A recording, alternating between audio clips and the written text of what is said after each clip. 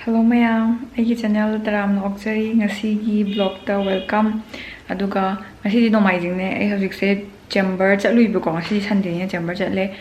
Halakpaga chak cha tokpaga ngak leibada ngai thenge ngasi khra theng hale. Ado as phi mayam ama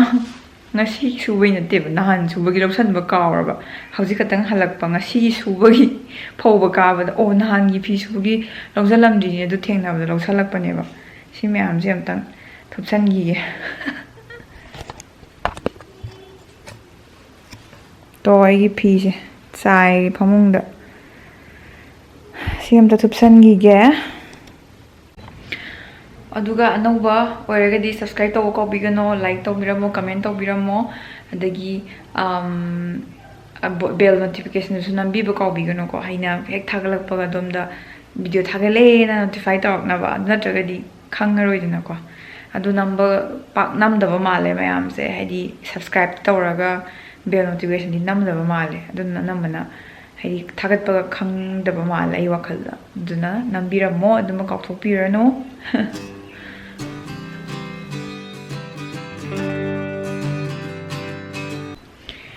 aduga mayam comment pazare adada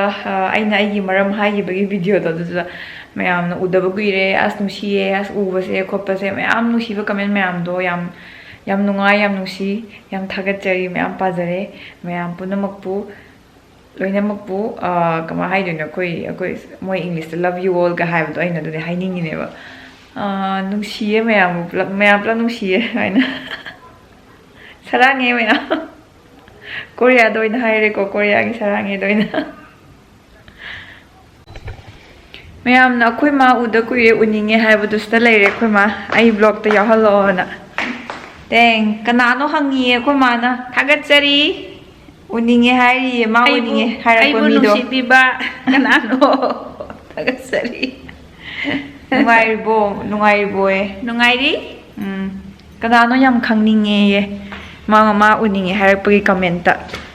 haira pa mi do kanano uninge khangnaninge ye laikai haibiramo si video I comment Miss hipaloi bidri koi che puspa insta hipsari masina makhongo khawanglo anabi o kuma se hojikan ma kon tuba hore kon turaga inner turaga leli apamba yawde haibiro sengbane kuma na turakani ingdam thagi inner adagi kalengi amonba phane kai ka pamba sing haibiro khomana tubirani hoji ai yak tore ligi order la e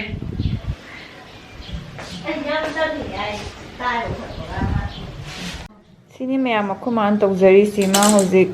phi kakpa hore inner apabira sina katangi inner hore kaino di kalen yoba hora kadore du changa kadore aduna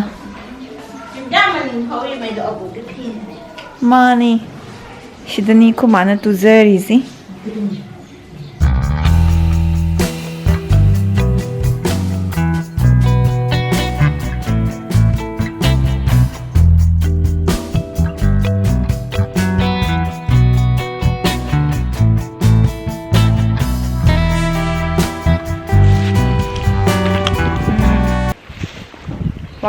walking che puspa ibani walking oina aina che puspa thin ba chat pani da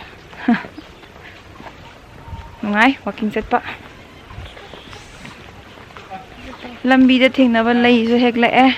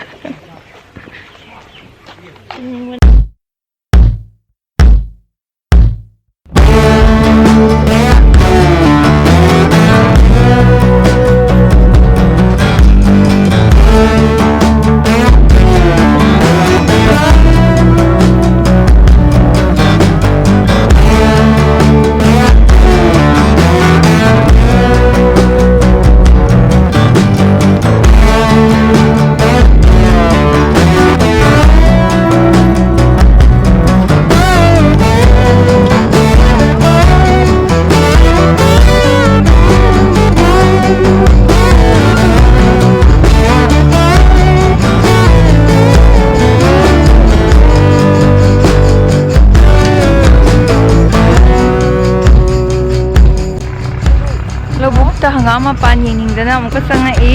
ꯈꯨꯐꯖ ꯑꯃ ꯑꯩ ꯎꯠꯀꯦ ꯌꯦꯡꯉꯣ ꯑꯁ ꯐꯖꯅ ꯐꯖꯩꯌꯦ ꯁꯤꯃꯗꯤ ꯀꯦꯃꯦꯔꯥꯗꯗꯤ ꯌꯧꯗꯦꯉꯣ ꯀꯦꯃꯦꯔꯥꯗꯤ ꯌꯧꯗꯦ ꯌꯧꯍꯟꯅꯤꯡꯉꯤ ꯀꯛꯆꯤꯡ ꯂꯣꯝꯗ ꯂꯥꯛꯑꯣ ꯀꯛꯆꯤꯡꯒꯤ ꯁꯣꯝ ꯁꯥꯏꯠꯁꯤ ꯀꯩ ꯀꯧꯕꯅꯣ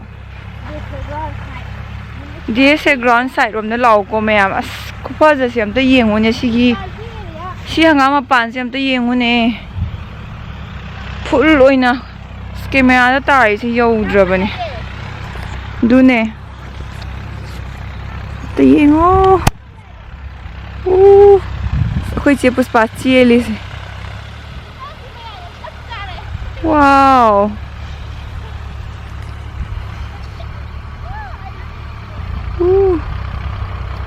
ꯑꯁ ꯌꯥꯝ ꯆꯥꯛꯏꯗ ꯑꯩꯗꯤ ꯀꯦꯃꯦꯔꯥꯗ ꯌꯧꯗꯦ ꯑꯁꯦꯡꯕꯩꯁꯦ ꯑꯁ ꯆꯥꯛꯏ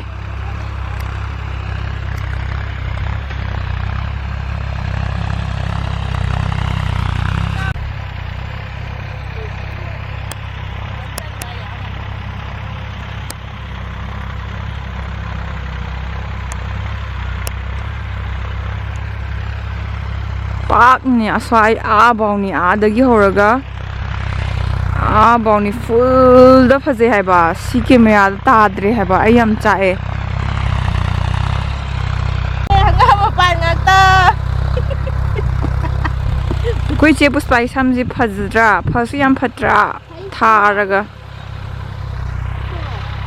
ꯄꯥꯝꯃꯦ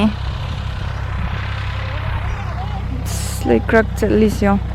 ꯆꯤꯡ ꯁꯝꯂꯥꯡꯗꯨ ꯉꯥꯎꯔꯦ ꯁꯣꯝꯗ ꯑꯝꯇ ꯐꯠ ꯂꯩꯊꯣꯛꯄꯤꯔꯛꯎꯕ ꯃꯩꯊꯣꯡꯗꯣ ꯑꯝꯇ ꯌꯦꯡꯖꯒꯦ ꯑꯝꯇ ꯍꯥꯏꯗꯣꯛꯄꯤꯔꯛꯑꯣ